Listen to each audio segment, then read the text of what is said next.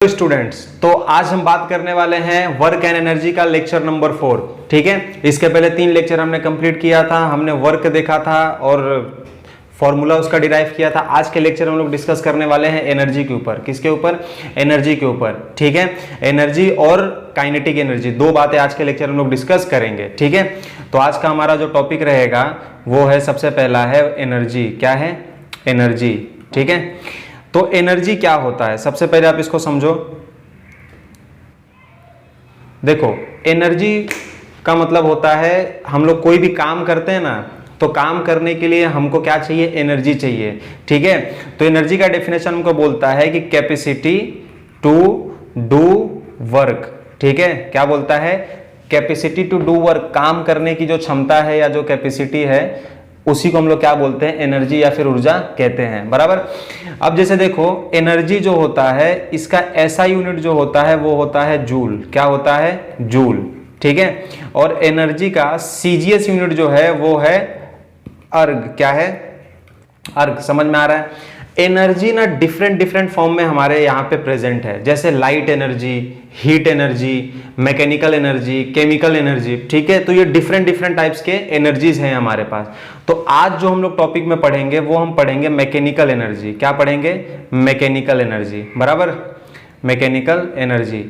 तो क्या होता है मैकेनिकल एनर्जी और इसके क्या टाइप्स हैं ये हमको समझना है। अपने बुक में दिया हुआ है, ये हमारा टॉपिक है। ठीक है, तो यहाँ पे कुछ डेफिनेशन है, जैसे देखो ये यहाँ पे लिखा हुआ है कि मैकेनिकल एनर्जी क्या होता है। सपोज देखो लिखा है कि the energy possess by a body due to its state of rest और स्टेट ऑफ मोशन। जैसे कोई भी बॉडी है वो या तो मोशन में है या तो स्टेट ऑफ क्या है? रेस्ट। रेस्ट का मतलब रुका हुआ, या तो वो रुका हुआ है या तो वो मोशन में है। ठीक है, अगर रुकने की वजह से एनर्जी आ रही है, स्टेट की वजह से एनर्जी आ रही है या चलने की वजह से एनर्जी आ रही है, तो उसे हम क्या कहते हैं? Mechanical energy. क्या बोलते हैं? Mechanical energy. समझ में आ रहा है? अब देखो, मैकेनिकल एनर्जी के 2 टाइप्स होते हैं, एक है काइनेटिक एनर्जी और एक है पोटेंशियल एनर्जी। क्या है? काइनेटिक एनर्जी और पोटेंशियल एनर्जी। तो आज का जो हमारा टॉपिक है वो है काइनेटिक एनर्जी। क्या है? Kinetic energy. तो मैकेनिकल एनर्जी के कितने टाइप्स हो गए? 2, काइनेटिक एनर्जी और मैकेनिकल, काइनेटिक एनर्जी और पोटेंशियल एनर्जी। मैकेनिकल एनर्जी के 2 टाइप्स, काइनेटिक एनर्जी और पोटेंशियल एनर्जी। ठीक है, आज का जो हमारा टॉपिक है वो क्या है? Kinetic energy. देखो, काइनेटिक एनर्जी क्या होता है? लिखा है कि the energy which an object has because of its motion. किसके वजह से? किसी ऑब्जेक्ट में अगर मोशन के वजह से कोई एनर्जी है, किसके वजह से? मोशन के वजह से अगर कोई एनर्जी है तो उसे हम क्या बोलेंगे? Kinetic energy. क्या बोलेंगे? Kinetic energy. सपोज जैसे एग्जांपल मैं आपको बताऊं कि सपोज करो ये काइनेटिक एनर्जी है। ठीक है, काइनेटिक एनर्जी क्या है? कोई मोशन के वजह से किसी के अंदर जो एनर्जी आ रही है। ठीक है, जैसे कोई आदमी रेस्ट में है, रुका हुआ है, जैसे ऐसे सिंपली बैठा हुआ है, इसके पास ज्यादा एनर्जी है कि कोई आदमी डांस कर रहा है उसके पास ज्यादा एनर्जी है? दोनों में से किसके पास ज्यादा एनर्जी है? ठीक है, आप बोलोगे सर जो डांस कर रहा है वो ज्यादा एनर्जेटिक है। क्लियर हो रहा है? कोई आदमी चुपचाप बैठा हुआ है या रुका हुआ है या सो रहा है, स्लीपिंग पोजीशन में है, या कोई आदमी रनिंग कर रहा है, दौड़ रहा है, दोनों में से किसके पास ज्यादा एनर्जी है? आप बोलोगे जो दौड़ रहा है उसके पास एनर्जी क्या है? ज्यादा है। ठीक है, अच्छा क्यों ज्यादा है उसके पास एनर्जी? तो आप बोलोगे कि सर वो दौड़ रहा है, तो दौड़ रहा है तो क्या हो गया? दौड़ने के वजह से जो एनर्जी है उसके अंदर वो क्या है? उसकी काइनेटिक एनर्जी। मतलब जब कोई ऑब्जेक्ट मोशन में है तो उसके पास जो एनर्जी है वो क्या है? काइनेटिक एनर्जी है। क्लियर हो रहा है? सपोज करो कि एक कांच है, एकदम स्ट्रेट रेस्ट पोजीशन में है, किसी पड़ोसी का कांच है, आपने पत्थर उठाया और जोर से मारा उसके ऊपर। किसके ऊपर? कांच के ऊपर। तो कांच का क्या होगा? टूट जाएगा, है कि नहीं है? तो पत्थर की वजह से कांच टूटा। अच्छा क्यों टूटा? किसी भी चीज को तोड़ने के लिए हमको क्या चाहिए? एनर्जी चाहिए। तो उस पत्थर के अंदर क्या थी? एनर्जी थी। अच्छा वो एनर्जी किसके वजह से आई? तो मोशन के वजह से आई। किसके वजह से आई? मोशन के वजह से, पत्थर का जो मोशन हो रहा था। ठीक है, अब देखो इसके पास एनर्जी थी तभी ना ये कांच को ब्रेक कर पाया, ना तो कांच ब्रेक कहां से होता? क्लियर है, मेरी बात समझ रहे हो ना। तो ये जो मोशन के वजह से किसी भी चीज में एनर्जी आ रही है वो मेरा क्या है, काइनेटिक एनर्जी। आदमी डांस कर रहा है, मोशन में है, चल रहा है, दौड़ रहा है, मोशन में है, पत्थर चल रहा है, मोशन में है। ये जब मोशन वाले ऑब्जेक्ट किसी रेस्ट पोजीशन के ऑब्जेक्ट से टकराते हैं ना, तो उसके अंदर भी क्या चला जाता है, मोशन चला जाता है। ठीक है, तो जितना यहाँ पे वर्क हुआ, जैसे कि काइनेटिक एनर्जी क्या हुआ, काइनेटिक एनर्जी की वजह से हम लोग क्या कर सकते हैं, वर्क कर सकते हैं। क्या कर सकते हैं, वर्क। ठीक है, तो काइनेटिक एनर्जी किसके इक्वल हो गया, वर्क के। अच्छा, काइनेटिक एनर्जी वर्क इक्वल हो गया। वर्क क्या होता है, फोर्स इनटू डिस्प्लेसमेंट। क्या होता है, फोर्स इनटू डिस्प्लेसमेंट। ठीक है, ये बातें आपको समझ में आई। काइनेटिक एनर्जी क्या हो गया, फोर्स इनटू डिस्प्लेसमेंट। क्योंकि काइनेटिक एनर्जी की वजह से हम लोग क्या कर पा रहे हैं, वर्क कर पा रहे हैं ना। मेरी बात समझ रहे हो ना, कि सपोज करो पत्थर क्या था, रेस्ट में था, सॉरी पत्थर क्या था, मोशन में था। कांच जो है वो रेस्ट में था, कांच ने क्या किया, उसको फोड़ दिया। कैसे फोड़ा, उसके पास एनर्जी थी। क्यों एनर्जी थी, मोशन में था तो एक एनर्जी थी जिसको हमने नाम दे दिया काइनेटिक एनर्जी। अब काइनेटिक एनर्जी से वर्क हो गया।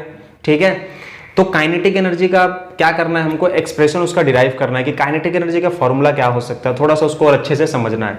ठीक है, तो आइए समझते हैं। जैसे यहाँ पे ये बातें समझ में आ गई ना, काइनेटिक एनर्जी क्या है, फोर्स इनटू डिस्प्लेसमेंट है, बराबर। अब जब इसको ना करने के लिए हम क्या करेंगे पता है क्या, एक बात आप मान के चलो कि इनिशियल, जैसे कोई ऑब्जेक्ट है उसकी इनिशियल वेलोसिटी क्या है, 0 है। इनिशियल वेलोसिटी क्या है, 0 है। ठीक है, ये बात खाली आप याद रखना।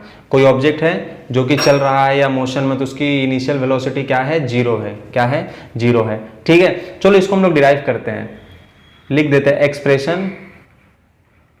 एक्सप्रेशन किसका, एक्सप्रेशन तो काइनेटिक एनर्जी का। किसका, काइनेटिक एनर्जी, काइनेटिक एनर्जी। ठीक है, चलो तो यहाँ पे वर्क क्या हो गया, वर्क जो था वो किसके बराबर था, काइनेटिक एनर्जी के बराबर था।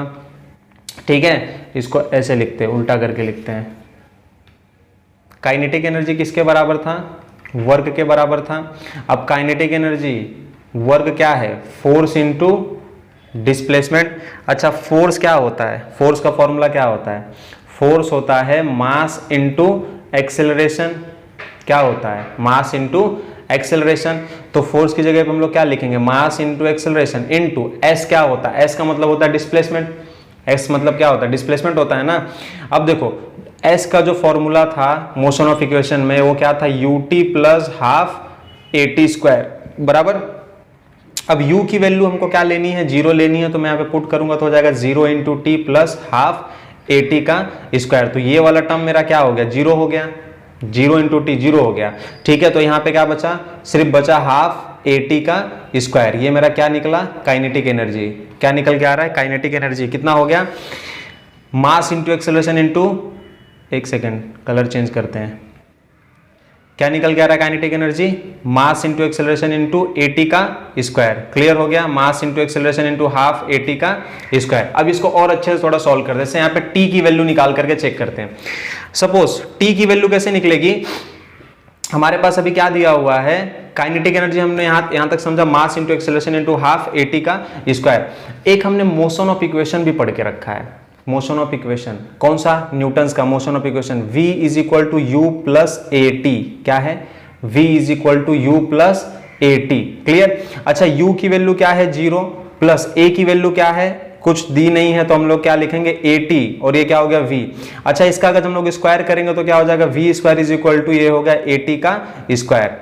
देखो AT का वैल्यू मिल गया, AT स्क्वायर का वैल्यू क्या हो गया, a into T. AT square का वैल्यू क्या हो गया, v का स्क्वायर। ठीक है, इसको मैं यहां से, एक सेकेंड,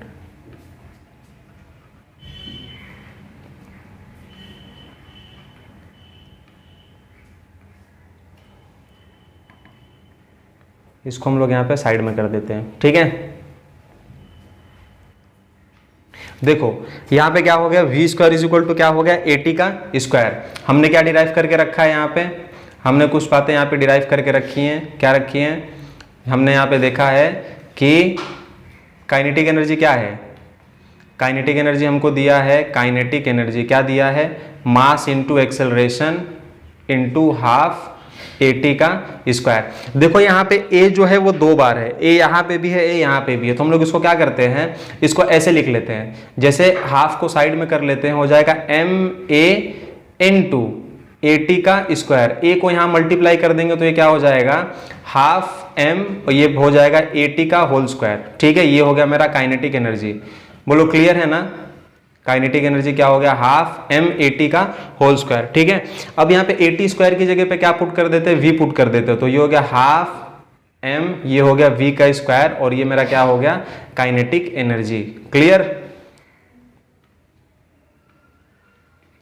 काइनेटिक एनर्जी समझा? क्या हो गया हाफ एम वी का स्क्वायर। क्या किया हमने, AT स्क्वायर की जगह पे किसकी वैल्यू पुट कर दी, v स्क्वायर की वैल्यू पुट कर दी। क्लियर हो गया? ये फॉर्मूला, ये एक्सप्रेशन हमारा कैसे निकला? अब देखो ये काइनेटिक एनर्जी किसके बराबर था, वर्क डन के बराबर था, तो हम लोग यहाँ पे लिख सकते हैं कि kinetic energy is equal to work done, बराबर। क्लियर हो गया? समझ में आया? तो हमने यहाँ पे क्या किया कि वर्क काइनेटिक एनर्जी का फॉर्मूला डिराइव कर लिया। काइनेटिक एनर्जी क्या होता है हाफ एम वी स्क्वायर। कैसे आया, कहां से आया, समझ गए?